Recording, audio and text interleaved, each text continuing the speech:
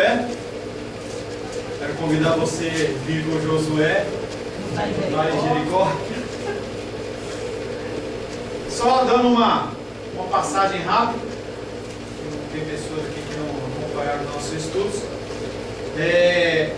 Em Josué capítulo 1, Josué ele recebe o comissionamento do Senhor, mais especificamente no livro anterior de Deuteronômio.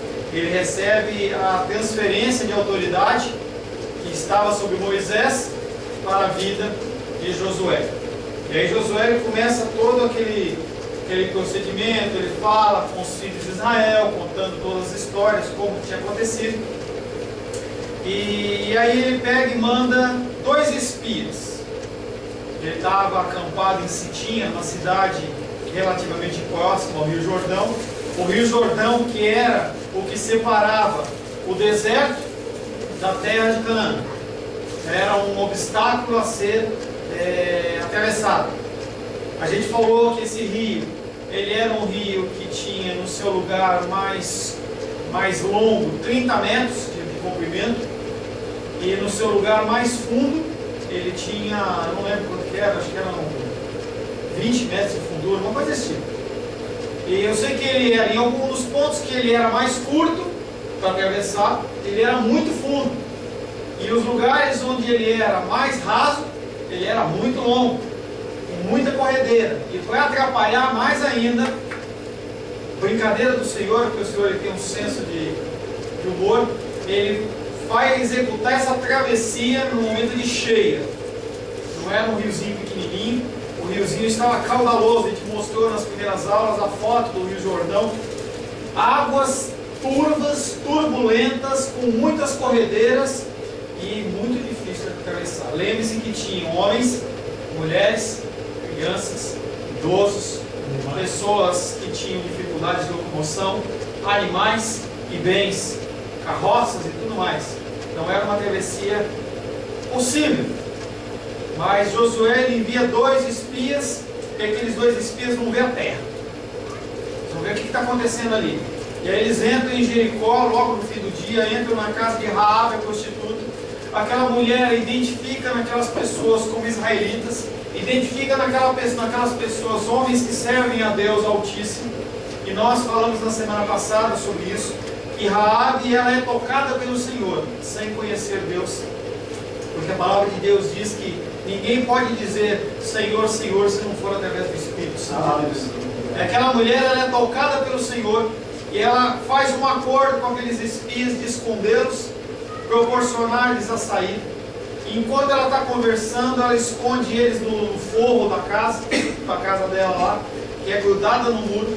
E chegam os mensageiros do rei. Fala para ela assim: olha, nós estamos sabendo que vocês receberam aqui na casa de vocês, na sua casa, 2 homens que são israelitas. E eles estão querendo destruir tudo. Entrega eles. E a palavra de Deus não diz, mas a pena era a morte. Ou ela entregava, ou se eles os encontrassem, ela morria e eles morriam também. E aquela mulher, ela fala para eles que não, ela era prostituta. Aqueles homens realmente vieram, mas eu não sabia quem eles eram. Eles vieram e entraram aqui, eu não sei se ela falou alguma coisa de relação sexual ou não, mas eles vieram aqui e foram embora já. E tocados pelo Espírito Santo de Deus, aqueles homens nem vão fazer uma vistoria na casa. Eles acreditam na palavra daquela mulher, e aqueles homens, orientados por ela, saem procurando aqueles homens. E a palavra diz que as portas se fecharam da cidade de Jericó, e aquele pequeno grupo de exército vai atrás daqueles homens para ver se consegue interceptá-los antes que eles passem as informações para o seu líder, para Josué. Eles já tinham ouvido da ação de Israel, que era destruidora. Falamos sobre o reino de Og, de Basran. Falamos de outros reinos que foram destruídos, o reino dos amorreus. Pessoas que os israelitas iam tentar passar e eles não aceitavam. E havia destruição, Deus os destruía. Aqueles homens que não eram preparados para a guerra, aqueles homens que não tinham armas, porque eles estavam no deserto, 40 anos andando no deserto. Eram pessoas que eram escravos do Egito, não tiveram uma loja de armas, eles não tinham onde comprar isso. O máximo que eles podiam agir e trabalhar era com pedaços de pau e pedra. Eles não tinham ferramentas nem armas. Deus vai lá e dá a vitória para eles nos 2 reinos, dos amorreus e de Og, rei de Basran. E aquele temor, ele já é colocado no coração daquelas pessoas. Quando o povo de Israel está chegando, aquele povo começa a tremer. E Raabe fala para eles: olha, o povo aqui está morrendo de medo. A gente já conhece as histórias. A gente já sabe o que vocês têm feito. A gente sabe que esse Deus é um Deus que colhe onde ele não planta. Ele é um Deus que destrói. Ele é um Deus que limpa a terra. E a gente já sabe que Deus falou que essa terra é de vocês. E aí a Raabe faz aquele acordo com aqueles homens e fala assim: olha, eu vou esconder vocês aqui. Eu não vou falar que vocês são espiões. Eu vou ajudar vocês a fugir, porque a casa dela, providencialmente, uma jesucidência, era grudada no muro. Então ela tinha uma janelinha em que ela olhava o Rio Jordão lá de cima da casa dela. E ela abre aquela janela, amarra uma cordinha e fala assim: olha, vocês vão fugir por aqui. Mas antes que vocês fujam, eu quero fazer um acordo com vocês. Eu estou sendo bonzinho com vocês. Vocês podem poupar a minha vida. Vocês podem poupar a minha família. Todos que estiverem comigo. E aí aqueles dois espias falam assim: olha, vamos fazer um acordo sim. Você foi boa conosco. Você nos ajudou. Ou está nos ajudando. Se você não avisar ninguém, se você permitir realmente que a gente saia, se não houver nada que nos prive de chegar ao nosso destino, você pega esse fio de paninho vermelho, escarlate. Quem tinha esse pano? Não sei se era ela ou se eles tinham. Você amarra esse fiozinho vermelho que já representa o sangue do Cordeiro, que é a salvação, que no livro de Êxodo foi passado o sangue nos umbrais da porta e evitou que o destruidor entrasse e matasse aquele povo. Você amarra esse fiozinho vermelho, esse fiozinho escarlate vai ser um sinal. E eu vou falar com eles lá. E se por algum acaso alguém tocar em você, tocar em alguém da sua família, se alguém tocar em qualquer um dos seus, a minha vida e a vida do outro espia vai ser derramada. Nós vamos nos entregar à morte pela vida de vocês. Nós fazemos um juramento, e um juramento de sangue. Só que você não pode nos entregar. E ela concorda com isso. E os homens, passado o tempo, aquele exército saiu, aquele grupo saiu perseguindo, com raposas, com sei lá o que, foi atrás dele lá, e amarra a cordinha, eles descem pelo muro. E ela fala assim: olha, só que não vai direto pelo caminho não, vocês vão encontrar eles. Uma mulher que era prostituta, uma mulher que era a margem da sociedade, uma mulher que não tinha respeito de ninguém, ela está orientando inclusive os espias israelitas do Senhor. E aí ela fala assim: vai para o monte, vai lá para os montes lá, que tem uns buracos lá, umas cavernas, fica escondido lá 3 dias, que é o tempo desse povo cansar de procurar vocês e voltar. Aí vocês vão ver eles. Fotografia desses homens indo para as cavernas. Aí aparece a fotografia no capítulo 3, que é o que nós estamos vendo. Josué capítulo 3, verso 1. Olha de novo. Josué 3, 1.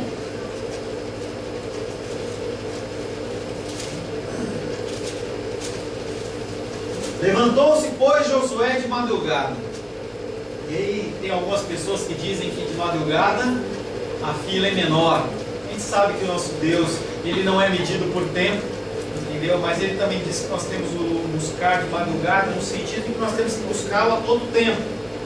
A tempo e fora de tempo nós temos que buscar ao Senhor. E aí Josué ele se levanta de madrugada e diz assim: e tendo ele e todos os filhos de Israel partindo de Sitim, vieram até o Jordão e pousaram ali antes que passassem.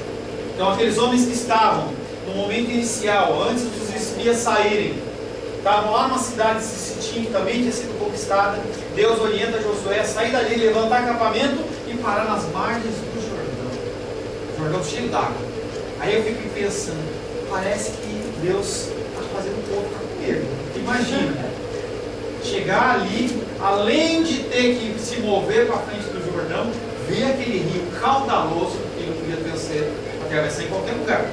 Deus é específico, vocês vão atravessar aqui. Será que você não podia, Deus, preparar um lugarzinho melhor para a gente atravessar? E eles ficaram ali, e a palavra de Deus diz que eles pousaram ali. Isso é um termo, entendeu? Bem de interior, né? Interior. Posso pousar na sua casa? Jesus Cristo falou com Zaqueu: convém que hoje eu pouse, que eu passe a noite na sua casa. E aí eles pousaram ali aguardando. Clima de suspense, parece aquele filme. Entrou a musiquinha, tan, tan, tan, tan, tan, tan, tan, e você fica com aquele medo, esperando ver o que vai acontecer. Levantou-se, pois, Josué de madrugada, e tendo ele e todos os filhos de Israel partido de Sitim, não ficou ninguém para trás. Vieram até o rio Jordão e pousaram ali antes que passassem. Foi um dia? Foi 2 dias? Não. Josué capítulo 3, verso 2 diz: sucedeu, pois, ao fim de 3 dias, que os oficiais passaram pelo meio do arraial.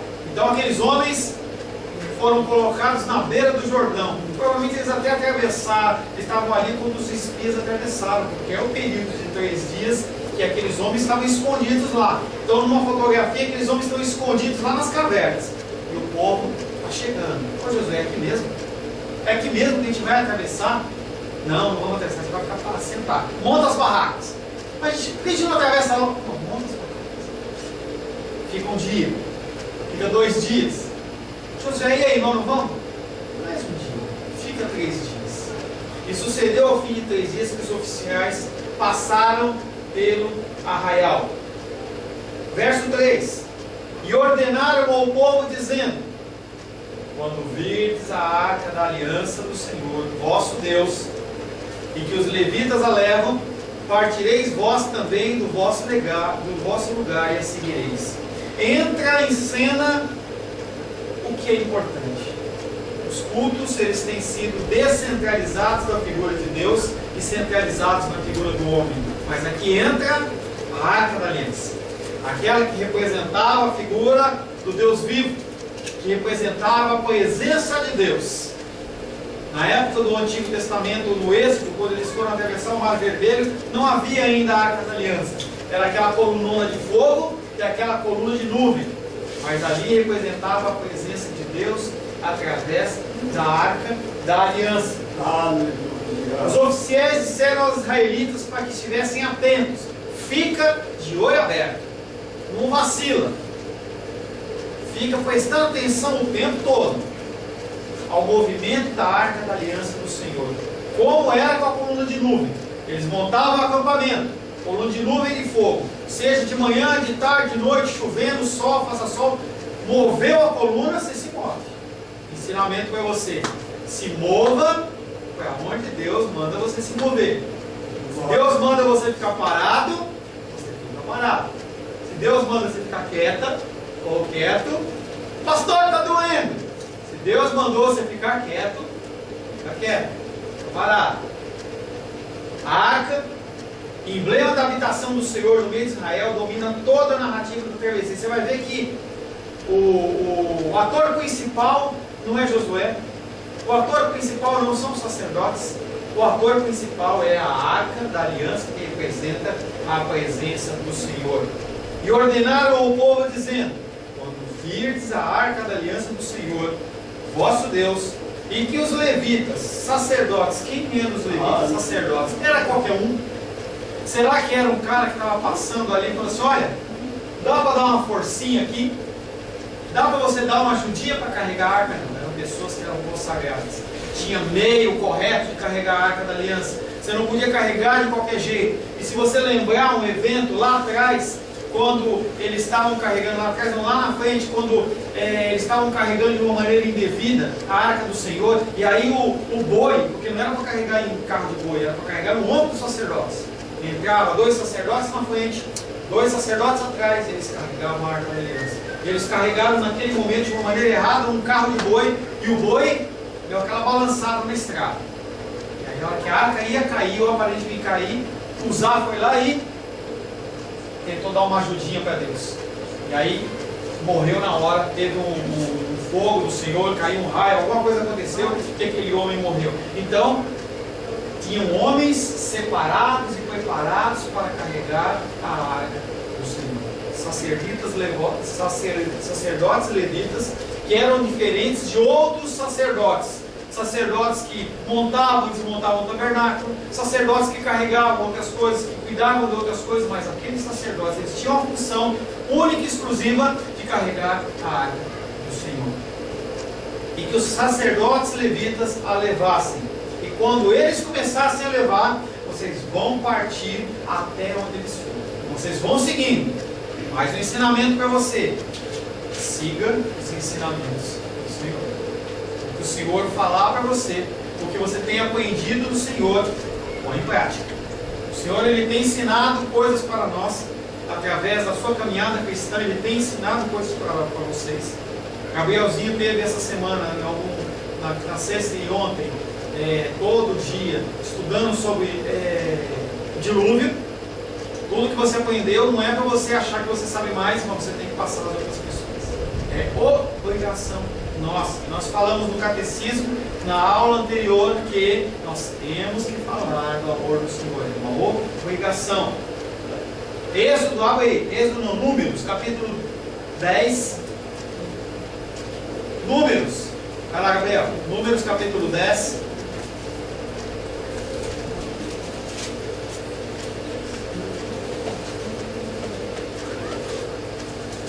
Números antes de Deuteronômio, capítulo 10.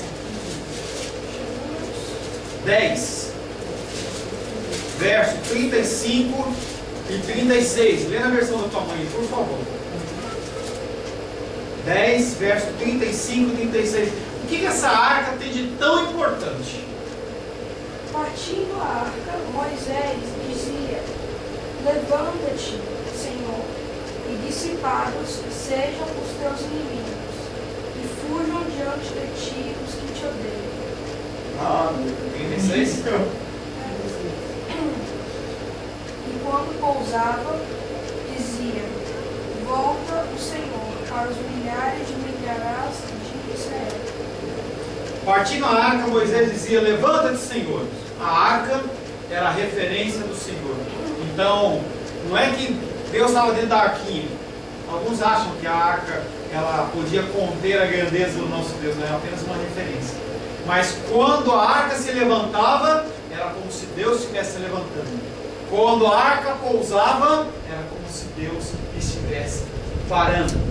E aí, essa figura da arca é uma figura importante porque representa a pessoa do Senhor. Ninguém nunca viu o Senhor. Moisés, em certo momento, fala assim: Senhor, deixa eu ver a tua glória, deixa eu ver a tua majestade. E é interessante, ele pedindo para Deus para ver a glória dele. E Deus olha para Moisés, que era um amigo de Deus, aquele que era um sacerdote por excelência, ele era o mais manso da terra. E Deus fala assim: eu não posso mostrar a minha glória para você. Vou te colocar na fenda da rocha, vou te cobrir com a mão, e você vai ver a minha bondade. E ainda tem as costas. E é interessante quando a gente vê as ministrações na internet, na televisão, que as pessoas olham e falam assim: eu vejo a glória do Senhor hoje aqui. Como que você consegue ver a glória do Senhor? Moisés não viu. Será que você sabe o que é a glória do Senhor? Será que se a glória do Senhor se manifestar, você continua vivo? Moisés, ele não podia contemplar a glória do Senhor. E as pessoas cantam: eu vejo a glória do Senhor. E aqui não vê.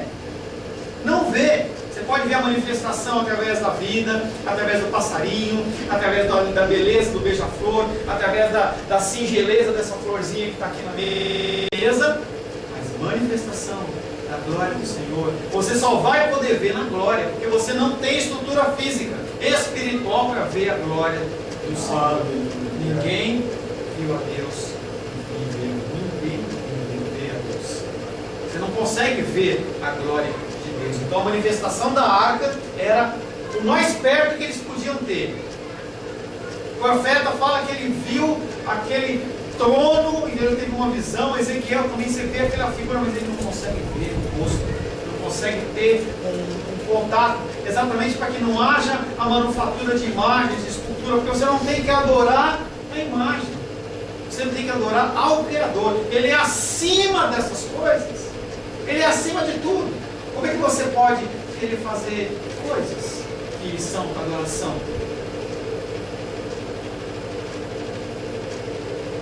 A arca, ela era tão reverenciada que chegou ao ponto das pessoas acharem que ela era mágica.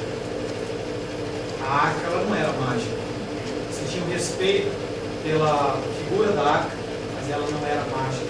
E houve um fato em 1 Samuel, capítulo 4, 3 e 4, olha aí, 1 Samuel, 1 Samuel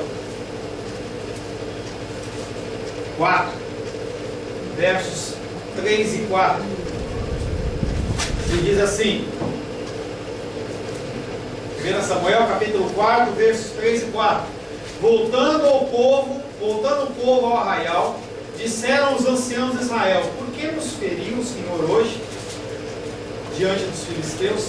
Tragamos de Siló a arca da aliança do Senhor, para que venha no meio de nós, para que nos livre dos nossos inimigos. Mandou, pois, o povo trazer a Siló, de Siló a arca do Senhor dos exércitos, entronizado entre os querubins.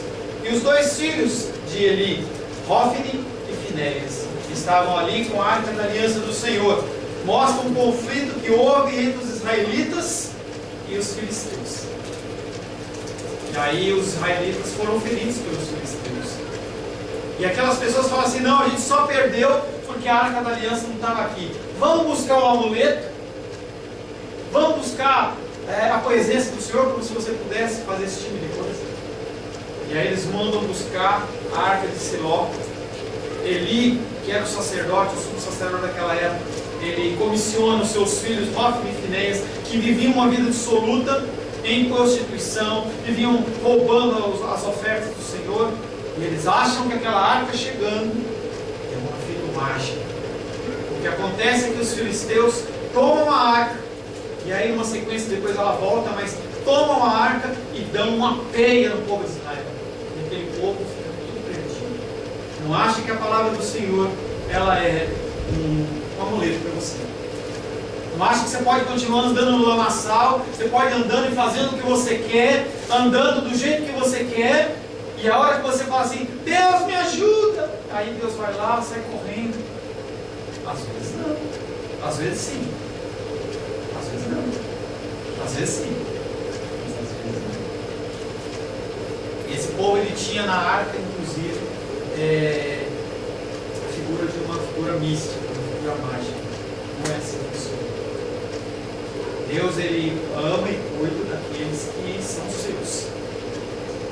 Nós temos estudado, nós temos falado ele, um ensinamento difícil. Jesus Cristo não morreu por todos os homens e todas as mulheres. O sangue de Jesus é suficiente. Ele é o sumo sacerdote por excelência. Ele é filho de Deus. Ele é o próprio Deus. Ele se entregou. E o sangue descido e vertido na cruz do Calvário, ele é suficiente. Por isso que ele falou está consumado. Tem pessoas que nós vamos falar do amor de Deus e a pessoa vai continuar com o coração duro. Nós temos que continuar falando. Até que seja o momento de você parar e falar: é você e Deus.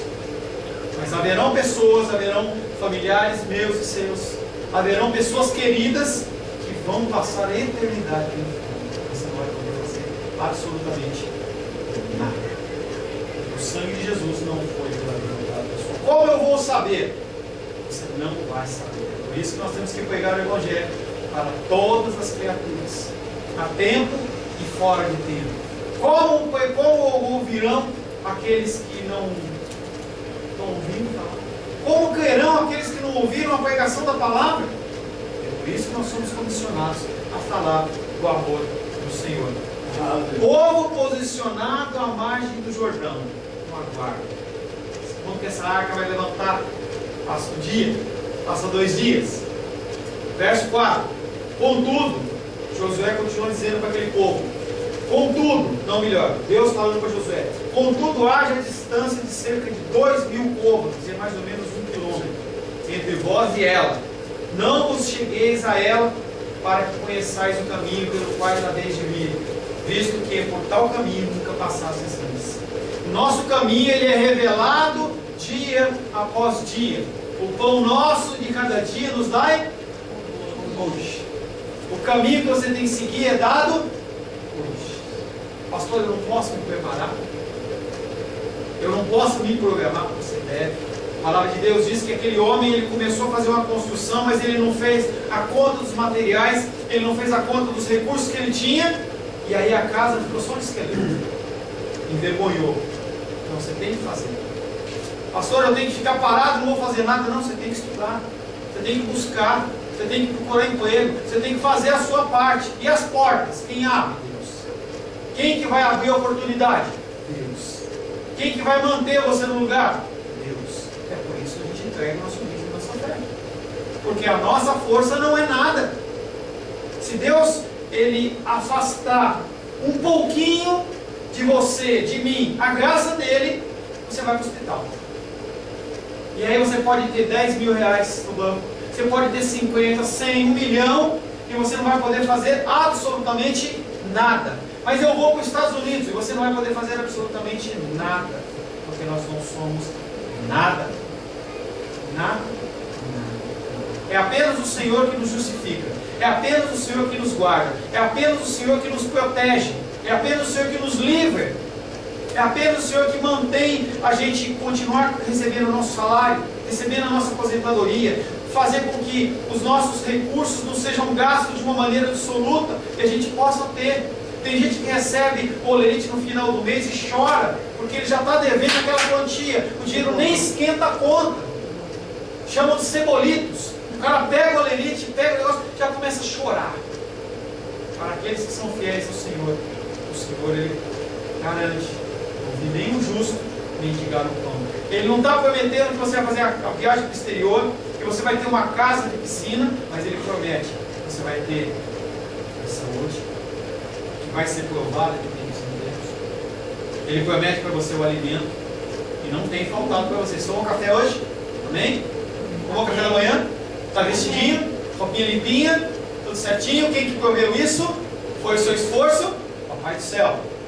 Por isso que a gente fala do Papai Noel. Papai Noel ele não dá nada. Você vai acabar com a infância da criança.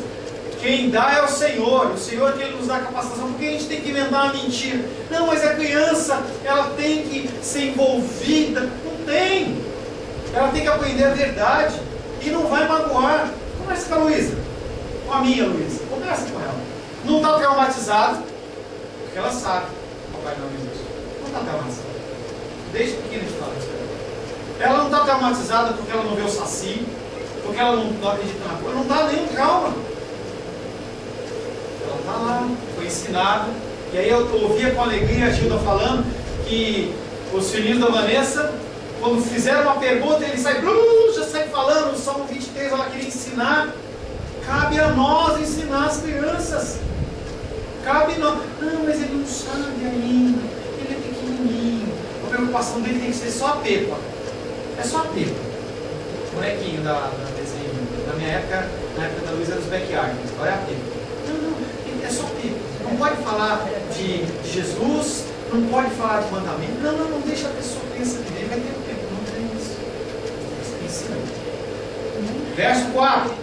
Contudo, haja distância de cerca de 2.000 côvados, aproximadamente 1 quilômetro. Não vos chegueis a ela, para que conheçais o caminho. Para de se preocupar com o teu futuro, no sentido de você querer adivinhar. Tem pessoas que vão a profetas. Não, o profeta tem que falar o que eu tenho que fazer, o que vai acontecer. Não, o futuro Deus pertence. Vive o hoje. Vive o ordinário. Cuida dos seus familiares. Cuida das coisas que estão à sua mão. Não se preocupe com o que você não alcança. Tem pessoas que ficam atrás da Bíblia. Não, eu tenho que saber coisas que não estão aqui, são difíceis. Não, se preocupa com o que está claro.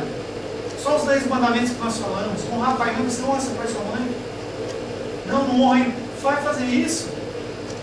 Você mata a pessoa através de palavras? Não, mata. Não, vai cuidar disso. Não se preocupa com as coisas escondidas. Trata primeiro com as coisas mais fáceis. E eu aprendi quando eu fazia escola, quando eu estudava, quando você pega uma prova, primeiro você pega as questões mais fáceis.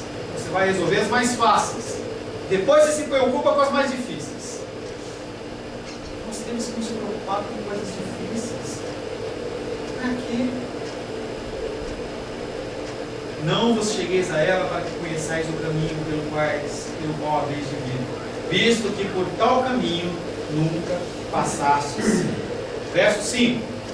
Agora Josué começa a passar o recado que ele recebeu de Deus para o povo. Santificai-vos, pois, porque amanhã o Senhor fará maravilhas no meio de vós. Pastor, nós vamos fazer uma visita e eu vou jejuar. Tem que ter uma vida de jejum e oração. Nós temos que ter uma vida de santificação, de busca ao Senhor, porque o Senhor promete que no outro dia Ele vai fazer uma maravilha. Que maravilha, pastor! Eu acordei hoje e não teve nenhuma maravilha. Você está vivo? Você não está no hospital? Que maravilha! Está vestido, barriguinha cheia. Deus proporcionou uma bolachinha ali, você comeu uma bolachinha, depois você vai almoçar, né? Tem pessoas que não vai ter nem que fazer almoço hoje, almoçar. Né? Eu acho, não sei, eu acho. Pela cara não tem. É um convite? Não, não é outra coisa. É outra coisa. Disse Josué ao povo: santificai-vos, porque amanhã o Senhor fará maravilhas no meio de vós. Sem santidade, ninguém verá Deus. Você acha que você vai viver o melhor do Senhor se você não buscar santificação? Êxodo capítulo 19, verso 10. Olha aí. Êxodo, Gênesis, Êxodo. Pastor, onde que é Êxodo? Ele é perto de Apocalipse? Não. Ele é no começo da Bíblia, depois de Gênesis. Gênesis 17, 19, verso 10. Desculpa, Êxodo. Êxodo 19, verso 10. Posso ler, pastor? Pode ler. Voz de muitas águas. Disse também o Senhor a Moisés: vai ao povo e purifica-o hoje e amanhã. Lavem eles as suas vestes. Ele está falando de lavar roupa aí? Gente, põe a roupinha de ver Deus, domingo. Não é qualquer roupinha não, não é a roupa nessa Maria não está falando isso. Ele está falando de lavar as vestes espirituais. As vestes físicas também, porque ele estava indo para a presença do Senhor. Mas o importante aí é lavar as vestes espirituais. As nossas vestes, que tem que ser alvas como a neve, não são as nossas roupas. Senão eu estava bem, camisinha branquinha. Não, não é isso. Mamãe já era, ela estava de preto. Está de luto já, não é isso que ele está falando. Verso 14 e 15 ainda desse texto, por favor. Moisés, tendo descido do monte ao povo, consagrou o povo e lavaram as suas vestes. Vestes físicas. E disse ao povo: estáis prontos ao terceiro dia. Deus tem um negócio nesse terceiro dia, né? Vai lá. E não vos chegueis à mulher. Mais um, 16. Ao amanhecer do terceiro dia, houve trovões e relâmpagos, e uma espessa nuvem sobre o monte, e muito forte clangor de trombeta, de maneira que todo o povo que estava no arraial se estremeceu. Clangor é, pastor? Clangor, ou clamor, ou barulho. Tá? Um grande barulho. Tá? Então, nós temos que viver uma vida de santidade. Pastor, quando eu estou na igreja eu sou santo. Mentira. Você vai na igreja, você é santo. Você chora. A pessoa faz aquela oração e você sente aquele arrepio e você entra na presença do Altíssimo. E lá fora. Não é isso. Não é isso. Parece que a gente tem duas identidades. Né? Nós somos meio malucos, né? Deus. Porque tem uma passagem que, lá em Lucas, em que o homem está separando recursos, guardando tal. Agora, depois que ele encheu todos os celeiros dele e ele estava cheio de dinheiro, ele falou assim: agora eu vou viver. Aí a palavra de Deus vem: hoje pedirão a sua alma. Gente, nós temos que viver todo dia como se não houvesse amanhã. Todo momento é o momento de você demonstrar amor, de você falar. A gente não sabe quando o Senhor vem. Por isso que eu falo, nós temos que ensinar nossas crianças de pequeno. Você não sabe se essa criança vai ser levada. É o momento de ensinar. Tem que falar. Não pode deixar seguir o curso desse mundo. Essa frase, deixa a vida me levar, a vida leva eu. Isso é bom para o Zeca Pagodinho, cerveja Brahma. Não é para nós cristãos. Nós temos que deixar a nossa vida ser levada pelo Senhor, através da palavra, com discernimento, com pensamento voltado ao Senhor, e não esquecendo sempre que nós não somos amebas. A gente pensa, sabia que você não é uma ameba? Você tem que pensar. O que o pastor está falando? Eu tenho que entender. Você tem cérebro, você não só tem 2 neurônios, tique e o teco, você é um ser pensante. Então, quando eu falo algo, você tem que receber aquilo, pensar, será que é isso mesmo que ele está dizendo? Se ele está dizendo, vem de Deus, eu tenho que pôr em prática. Não vem de Deus, não, o pastor não está falando coisa. Você toma a sua decisão como ser pensante. Deus não espera nada menos de você que você pense. É por isso que você tem que raciocinar. Não, pastor, o que você está falando para mim não funciona. É você e Deus. Você resolve. Mas você tem que ouvir, tem que pôr em prática. Você tem que parar para pensar. Também eu não tenho que falar para você, olha, já falei esse exemplo. Você tem que vir de blusa branca. Você nem pergunta por que é. Não, eu tenho que vir porque o pastor... Não existe isso, gente. Isso aí chama-se domínio, lavagem cerebral. E as pessoas têm feito, só um minutinho, as pessoas têm feito isso na igreja. E eu falava para ela, não sei se eu falei aqui, tem uma doutrina agora que o pastor fala que você tem que cheirar a Bíblia. E os caras estão assim, ó, cheirando a Bíblia. Se você não cheirar a Bíblia, você vai para o inferno. Onde está isso aqui? Não, mas o ungido falou. Então eu tenho que cheirar a Bíblia. Onde está isso, gente? Unção da churrasqueira, que eu falei para vocês. Pega uma churrasqueira, coloca na frente do altar e põe as pessoas para soprar. Sopra! Sopra! Aí aquele fogão, ai Deus! Não é, gente. Se você soprar qualquer churrasqueira, vai esquentar a brasa. É feito físico. Raciocínio! Ainda queima a sobrancelha do carro. Raciocínio, nossa mente, nós somos seres pensantes.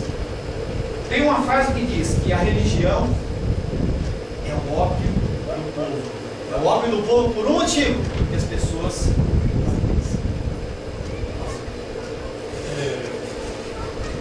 sobre o senhor está falando sobre o ser pensante, as partes do cérebro.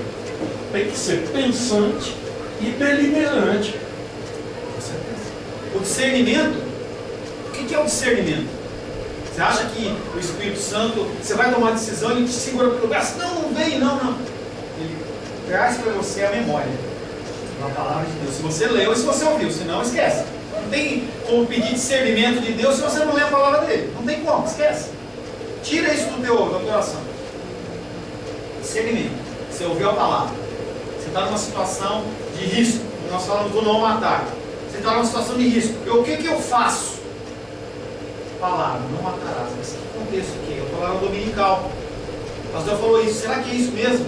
Porque eu posso tirar a vida de uma pessoa ou não? O Espírito Santo vem te traz o discernimento. Não é isso que ele falou.